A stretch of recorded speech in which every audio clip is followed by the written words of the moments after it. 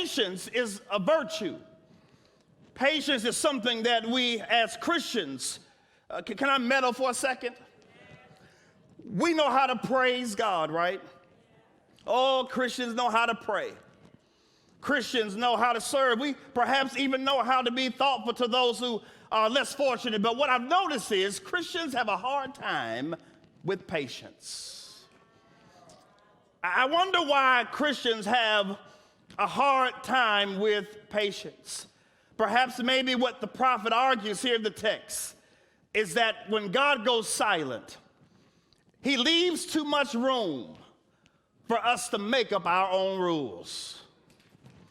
Oh, one of the last things I can't stand is playing a board game with somebody who makes up the rules on the fly.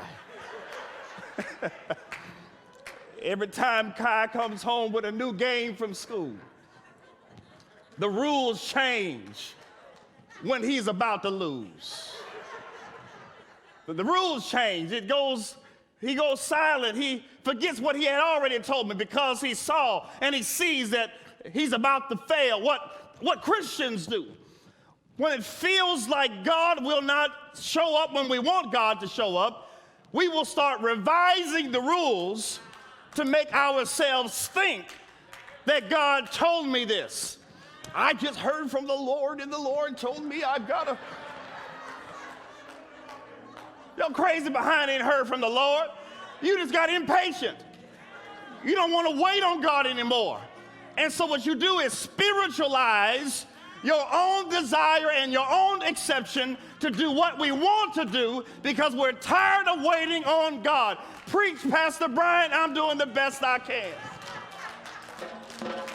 We've got to wait on God.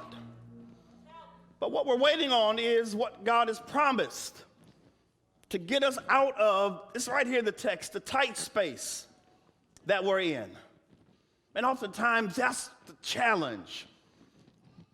Just like the prophet, we at times are in a tight space and God doesn't move fast enough. We need God to show up on Monday, and he still has said nothing today, and it's Sunday. And we're supposed to come to church and pray and go home with a great attitude and leave it at the altar. All these good sound bites, they sound good. But what do you do when God is silent and what you prayed for hasn't shown up? You've got to go back to the first image that God showed you. And you have to use that image to give you the encouragement that God is still on the way and he will show up.